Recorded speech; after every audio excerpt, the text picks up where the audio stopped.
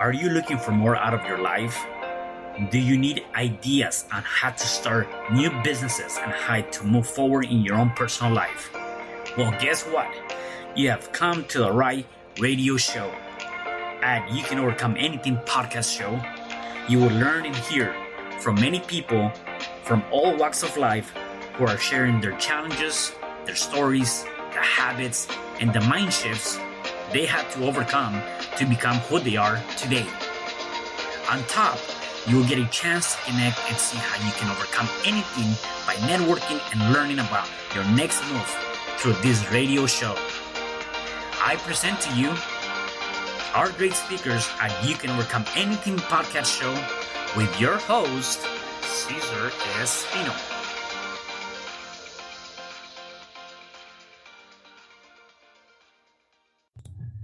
Hello there, and welcome back to another episode of You Can Overcome Anything podcast show.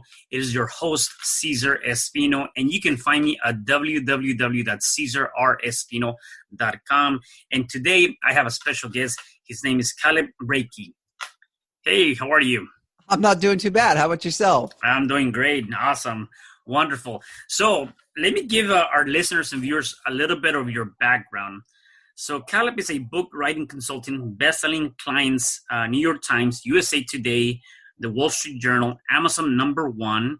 And because of that, he sold 20,000 books, but found himself unsatisfied with the results. So he took a 4-year break to learn marketing secrets from a mentor who spent $1 billion in online ads. As you can see, with that, he has helped hundreds of aspiring authors write books, build platforms, and win contracts. Caleb believes books are the big domino that knock down all the massive aspects of impacting souls, such as building your authority, growing your fan base, accelerating your profits, and increasing your influence.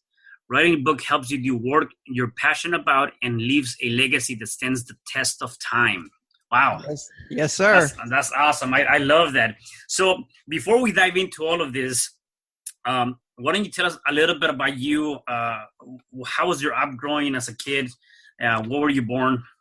Sure. Yeah. So born and raised in the Pacific Northwest, 2 brothers. I was the youngest of 3. My brothers are the real, grease monkeys. They can fix any car, build anything. And I just did not have that skill set. I fell far from the tree. And the only thing I really found that I enjoyed or liked at all was writing as a kid. And really did really poorly in school, never tested well, couldn't stand it. And when I was in college, the way I approached it was, what do I not suck at? That's the way I just had zero confidence. And I was like, well, if the only thing I can do is write, then I better be a journalist. So I studied to be a journalist and did all that, went into the field, and was pretty successful in my time there. And then just felt the calling to do something bigger through writing. And that led me to books and going down the traditional publishing path, which took 7 years in nonfiction, 10 years in fiction. And through all that, I learned, while I respect so much about that system, it's severely broken. And so I started my own companies to change that system, to improve upon it. And so for the past 6 years now, that's what I've been doing through my company, Speak It to Book and Sermon to Book. Awesome. So growing up, were there any major challenges that you might have come across, knowing that, you didn't have, it seems like the school wasn't quite good for you, or you didn't have these different skills like maybe your brothers did, or things like that? Was there any other major challenges you might have come across? Yeah. I mean, you might say the biggest challenge one was I didn't have the right mindset. I was always looking to others to show me the way instead of, a young man told me the other day that the biggest challenge he has found, or the biggest problem he's facing in his business is himself. Yeah, that's an amazing mindset. And I started out, just kind of looking for, hey, tell me the way. School, tell me the way I should live. Tell me, what I need to do to get a job. And what I've found is that if you provide value and you find your people, I mean, you can make some amazing things in this world. I never had the confidence in my own creativity and just trust in myself, really. And now, honestly, if it was all left to me, I feel like I would have failed a billion times. I am a man of faith. I feel like God made my business happen when I couldn't. But really, just it's faith over fear, right? You have to try something, and school just wasn't for me. I got the degree and did all of that, but I really started to grow when I started to ask, how can I provide value? And when I read a lot of books and really just, I was very disciplined. When I wanted to pursue writing, I wrote and I wrote and I wrote and I wrote. And when I wanted to pursue marketing, I pursued it as hard as I can. I put my life savings into it. My wife and I have done everything from work at retirement apartments, making no money, but buying back our time essentially, to selling our house to fund our business. Which, getting to the house is something that I never even thought I would have growing up. I always thought I was, my first job as a journalist, I was making $24,000 a year in a very high cost of living area. I mean, we were pretty poor, even though, that's still pretty rich compared to a lot of the world. But so it's really having the confidence to go and provide the value that's inside of you. Most people just don't have that confidence. And if they don't have it, well, start to educate yourself and start to look for things that come easy to you that are hard for other people. And that becomes your superpower. And you can start to build on that, whether it's you're doing your own business, writing a book, or whatever it is. Yeah. And along those lines, find that confidence and finding that inside of you. How can you trust yourself, right? You were talking about you didn't trust yourself. So how can you start trusting yourself and believing in yourself that you can do more than what you see in front of you at that moment? Because a lot of times that's the case, right? You just cannot see beyond and those possibilities, and you feel like, well, there's nothing more for me.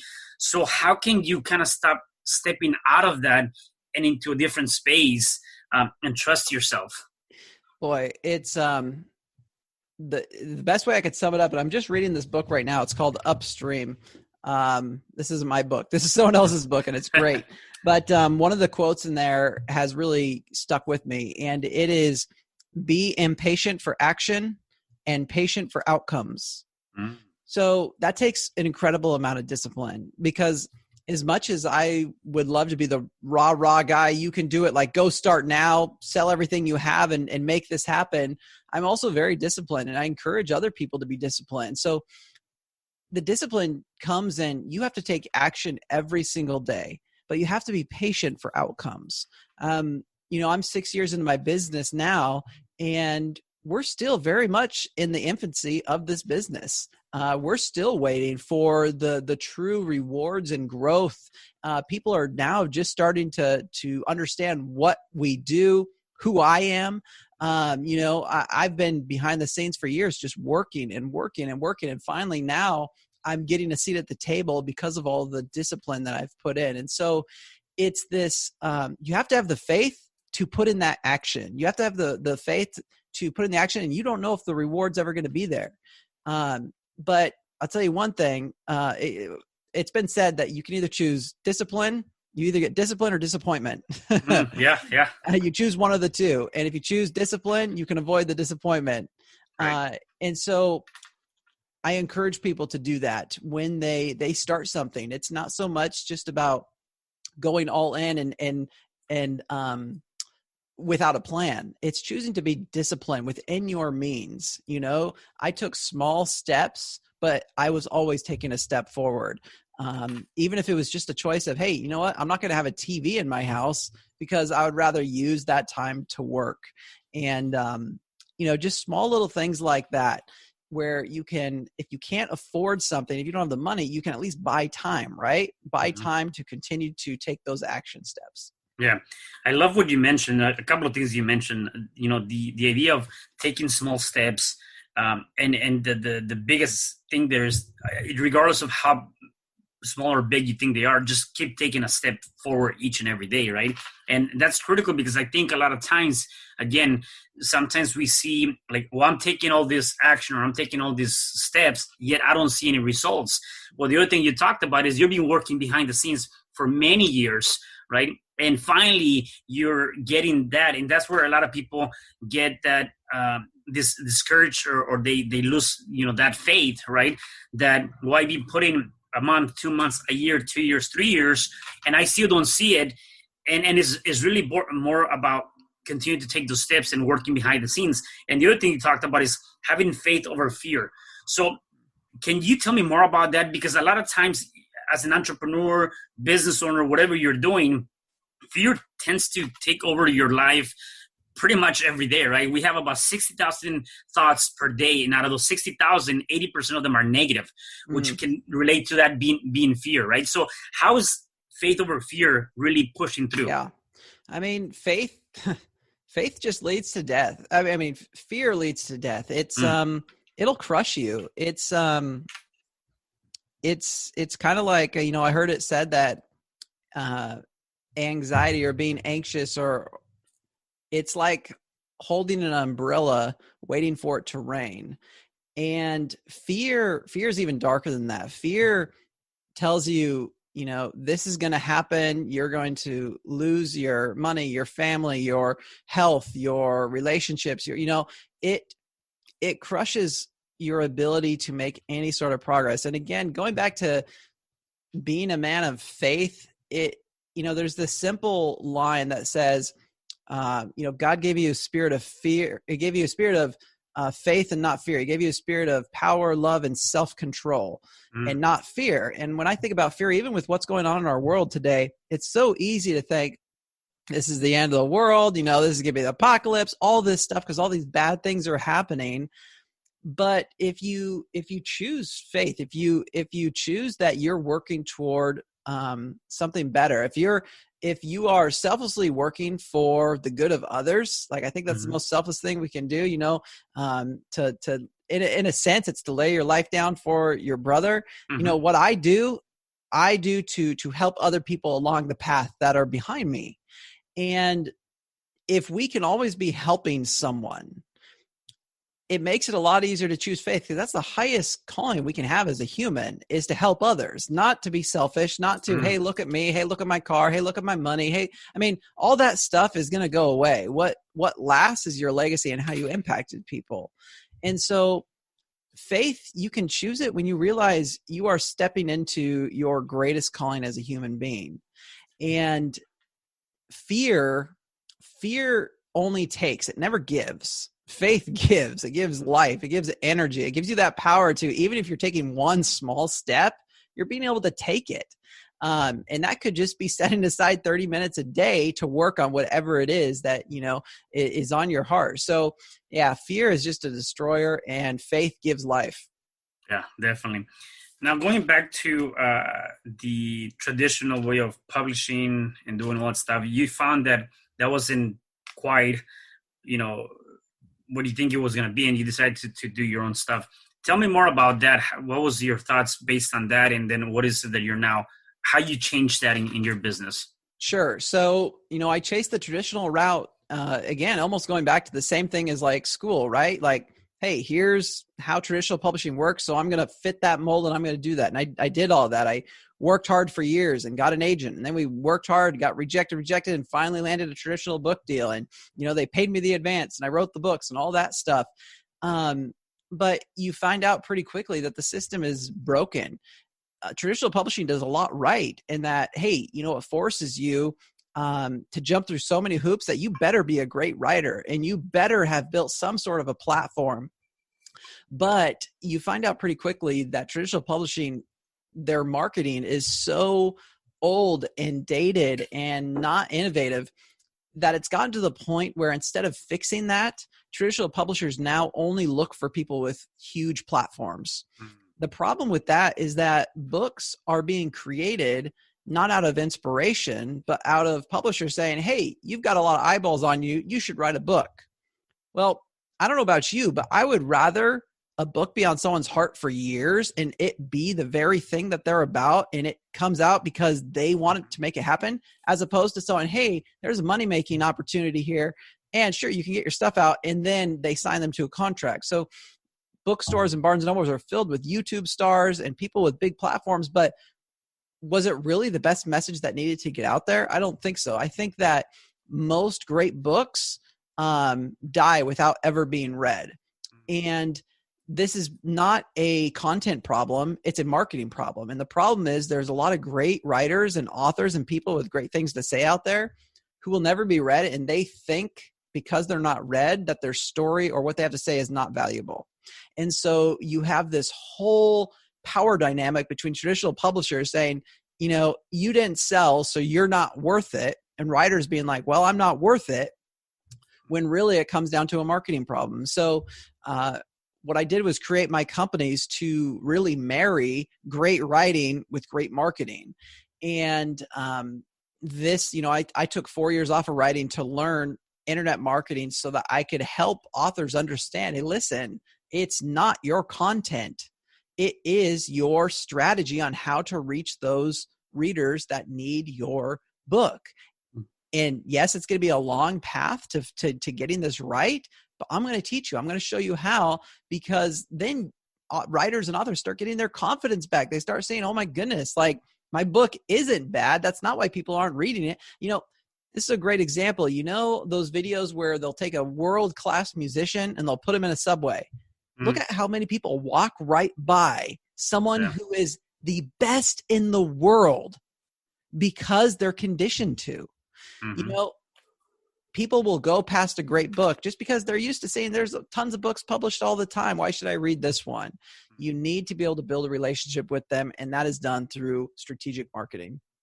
Got you. And in terms of that, so are the books, based on your program, do books get published to like the Barnes and Noble or those type of bookstores, or how is the marketing, or is it just online based marketing outside of Amazon or all that stuff? Really what we do is we prepare the author to succeed whichever route they're going to take. So some of the authors will write, you know, right now we're working with the author, we're going to write his proposal, basically 3 chapters of proposal. He's had traditional book deals. He wants to continue that route. It's just easier for him.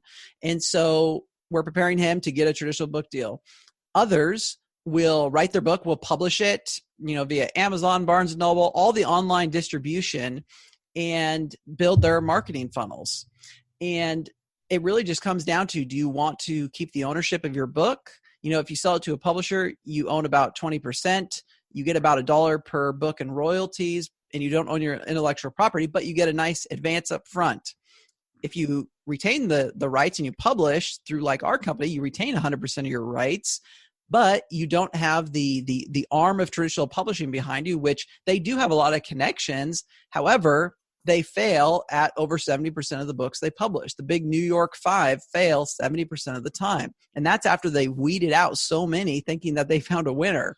And if your book doesn't sell really well in 30 days to 90 days, you're done. You're not going to get any help from your publisher. Now you've lost your intellectual property. So there's a lot to balance there, a lot of pros and cons about if you want to go the traditional route, or if you want to self-publish, or if you want to do it hybridly, like through a company like mine. And the biggest thing we try to do is fill in those gaps for authors. Like, hey, where is that pain point? What do you need help with? If you're already well-versed in publishing, you know, self-publish this thing. If you need help with that, we can do it. If you want to get in advance and go the traditional route, well, we can help with that as well. So really, it's a system of preparing the author to make an informed choice to publish a book and build their platform at a point where they meet, so that they're ready to not just sell their book really well for a week, but to sell it well over time. Got you.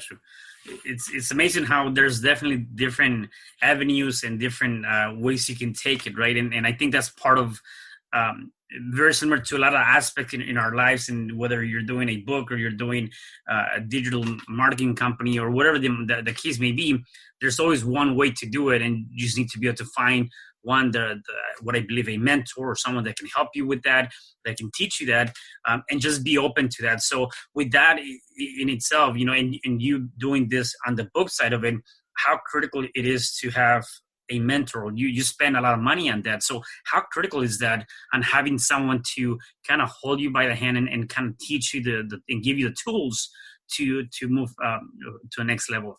Yeah. You are either going to pay for expertise or you're going to pay with your time to learn an expertise. And a mentor can help save you, 5 years, 10 years. I thoroughly believe that I can save an author anywhere between 5 and 10 years by showing them everything that I've had to learn over the past 15 years. And a mentor can fast forward that. So going back and I understand, like, when you're short on cash, the last thing you want to think about is paying someone to coach you. Essentially, you're buying their knowledge. It's not like you get a physical product or you get an iPad or you get something to show up at your door. You're like, I'm just paying for someone's time. And it feels like you could have just learned it yourself. Right. But you can't. People pay good money for coaches because the great coaches tend to get you, 5 times, 10 times more than what you paid for, because a couple of my coaches, they've turned around businesses in one call. And you cannot put a price tag on experience. And so every time when I'm at a roadblock, I am looking for that person who's been there. And you can start small. You can start with books. Books is a $10 investment. Books, that's the cheapest investment you're ever going to get. And you can find some great books out there that are going to coach you. And if you want to go beyond that, then some people will actually meet with you, like on Zoom calls, and help walk you through. They'll hear your problems and be like, have you tried this? Have you tried this? 2 are better than 1. 3 are better than 2. But if you put a brain on it with a coach, you can work through things, or a consultant, or some sort of mentorship. So I'm big on mentorship to this day. We had talked about, hey, Father's Day wasn't too long ago. And don't have kids yet, but I'm going to tell my kids, hey, school, if that's for you, great. But my main thing is find someone who is doing what you want to do and just glue yourself to them. Learn from them, because they're going to teach you everything you need to know at about 10 times the pace. And you're going to learn and save yourself a lot of struggles. Yeah, I got you. I'm curious to know, with your journey of going to your own business, did you ever had those that self-talk or inner voice that was probably either pushing you to do it or not do it, or telling you, what are you thinking kind of aspect? Did you have to deal with any of that? Definitely. I mean, I've been on the brink of breakdown multiple times throughout the past 6 years. Nothing is easy in business, and don't listen to people who tell you otherwise. And if it's not easy in business, maybe it's coming easy in business, but your life is crumbling because of it.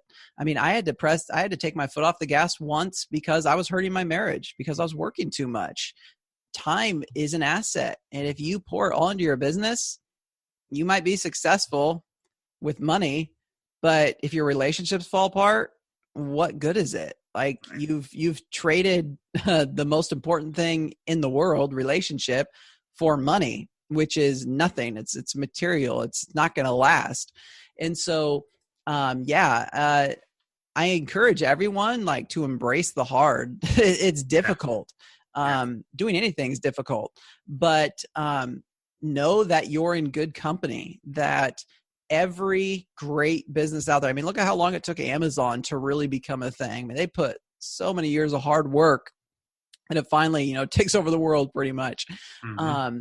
Again, be impatient for action, but patient for outcomes, and use books and mentors to make sure that you're working toward the right thing. And this is what I mean by that. You don't want to just be taking action doing the wrong thing, right? You want to take action toward the right thing. And you do that through a mentor, through books, through someone who says, hey, this is what is working, and go for the tried and true and test it. Don't just look at the next flashy, person who says they've got the secret. Unless his name's Russell Brunson, he's pretty good. Yeah. But you want to study strategy that stands the test of time and not just tactics that come and go. Like, hey, you have to do this Facebook trick, or you have to do this Instagram trick. Sorry, those are going to change in a month. Yeah. Figure out what it takes to really build a relationship between you and the people you serve. That's it. And hard times are going to come. I mean, we've had times in our business where the product need to be made more excellent. We've had time where finances, all of a sudden became a problem because we didn't have a finance manager. We've had problems with, every part of business. We've been there. We've worked through it, and it wasn't easy. And there's been lots of late nights. And here we are, year 6, and that's just of business. There was also all the years leading up to that, writing and preparing and becoming a marketer. The journey is long, but the more mentors you have, the more you surround yourself with knowledgeable people, and the more you commit yourself to taking action and being patient for outcomes, your future self is really going to thank you for it. Yeah. And part of that, that I can definitely see how that is relatable is really understanding. By the way, I go back and I keep looking at your quote, and I love it. Being patient for action, patient for outcome, and just kind of going back to that and just looking at it from the perspective of the fact that it's gonna take a lot of time. Like, you just gotta be able to even go with it, even when you feel like it doesn't make sense, right? Like, sometimes your mentor can tell you, do this, this, and this, and it may not make sense to you, yet at the end of the day, they've kind of gone through that. And I think that's part of the challenge too, where somebody tells you, do these actions, and you're like, well, that doesn't seem to be that critical or that important. And then you wonder why things are not getting done, right? So I guess with that, like, have you ever encountered those challenges maybe with some of your clients where you tell them do A, B, C, and D, and they go from A to D and they miss the 2 steps in between? And if so, how do you go back and kind of get them to understand that those are critical just as the other steps? Right. It's interesting. The way I formed my business was it's almost all done for you. And that created a lot of problems in just the sense that it's very hard to scale, but it saved me from a lot of that particular problem. My own coach, he gave up coaching after a while because he said, I'm tired of telling people what to do and them not doing it. And they're paying me thousands of dollars a month to tell them what to do, and they're just not doing it. So there is a point, and right now I am working toward that model because I want to help people in their problem. And I'm still, I think there's you can only like lead someone to water, right? You can't make them drink. Yeah. And as a coach, your job is to give them the best information. You can't make someone take it, and their problems are not your problems when it comes to, if they're ignoring your advice. And at some point you might just have to be like the coach I've worked with and just say, hey, listen, like, I don't want you to keep sending me money if you're not going to take the action steps that I'm giving you, because, you're just wasting that. And so some people just like to be, it's kind of like paying for a gym membership, right? Yeah. If you pay for a gym membership and you don't go, like, you just feel good about having the gym membership in your wallet, right? Mm-hmm. And so you just have to decide, if you're on the coaching side, like, the type of person that you want to work with. I can't work with someone like that because I'm out here to make an impact. Right. And exactly. I want the people who I pour into to make an impact as well. Life is short, so you have to choose the people you want to pour into. So if I was in that situation, I would have a heart-to-heart with the person and just say, hey, I'll have to cut ties unless we make a change here. Yeah. So what is your biggest challenge or your biggest lesson from writing that many books and going through that journey? The biggest lesson, provide a lot of value, and my goodness, spend 90% of the time putting yourself in the shoes of the other person and how they're even going to find you, how they're even going to begin a relationship with you, and think through every single step of it. if you were to have someone really important to your house, the mayor of your town or what have you, you would probably think about what you were going to serve that night. You would probably think about the dinner placings. You would probably think about what you were going to wear. You would probably think about how you're going to answer the door. If like at my house, we've got dogs. I would make sure those dogs are either in the backyard or at a kennel somewhere, because they will go nuts and they'll jump up. And, how are you going to open that door to that relationship and create an amazing experience for someone? You have to stop and think about that, because too many people are busy making dinner. Yep. And their guests never even get to the table because there was a Rottweiler in the front yard and, an eviction notice on the door. And, it just didn't look too inviting. We've got to make a very clear path from the people you serve to that great meal that you're making, the value you give to the world. So, spend time thinking on that, not just the value you can give someone, that dinner you can make. You have to think of the path that's actually going to get them to the table. Yeah.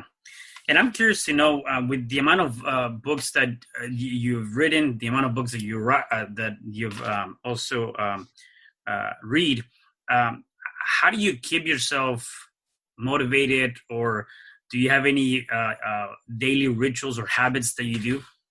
Well, I did read a great book this year called Atomic Habits that's really helped me retake my health and just set up good habits. Just things as simple as, hey, counting my macros of how I'm eating, make sure I'm treating my body well. I'm a very tight person, so I got to stretch, and I try to take time for stretching and do that. And, get rid of your phone at night. It's a hard thing to do. I want to be on my phone. I want to check email. But if you get rid of it and you read at night, give yourself 30 minutes. It'll help put you to sleep. You'll gain knowledge while you're at it. I read hardcovers. Like a lot of people thought ebooks were going to take over the world. A good hardcover is really soothing. Yeah. And, have one of those by your bedside and read for 30 minutes before you go to bed. Other rituals, I have, a lot of people will have everything online. This is my planner, and that's my whole schedule. And it just works for me. Some people it won't work for. That works for me. So when you find something that works for you, glue yourself to it. Make that happen. I used to want to work out. I have a very sedentary job, and for a while I was starting to let go of my health. And I found out that going to a gym, it was way too many obstacles for me to do it. I hated getting sweaty. I hated leaving during the day. So I dedicated my garage to becoming a home gym. I took away every obstacle I could think about. I got bored, so I'd listen to podcasts. I wanted to watch a show, so I put a TV in there. I put certain habits together. And again, I highly recommend the book Atomic Habits, because it will help you create new habits and look for those things that are kind of your triggers, the things that work for you, and then lean into them. And you have to stick with it. It takes anywhere from 90 to 120 days for a habit to actually form. Going to the gym now, my home gym now, is not it's not a question. I just do it. It's part of my day. It didn't used to be that way for the first however many years it's been of me trying to go to the gym. So study yourself and lean into what works. Yeah, I love that. So I have a couple more questions for you before I let you go. If people wanted to connect with you, want to know more about your different programs that you offer, how can they get a hold of you? Definitely. So the best way is just to go to my personal website. It's CalebBreakey.com.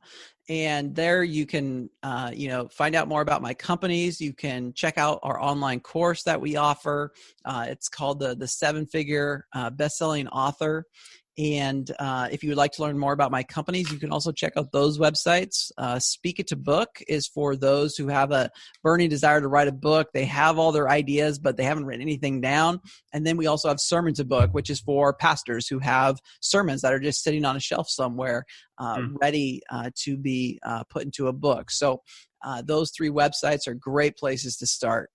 Awesome. And if our listeners or viewers are going through some sort of challenge right now, what would be one advice that you can give them that they can start doing to overcome that challenge?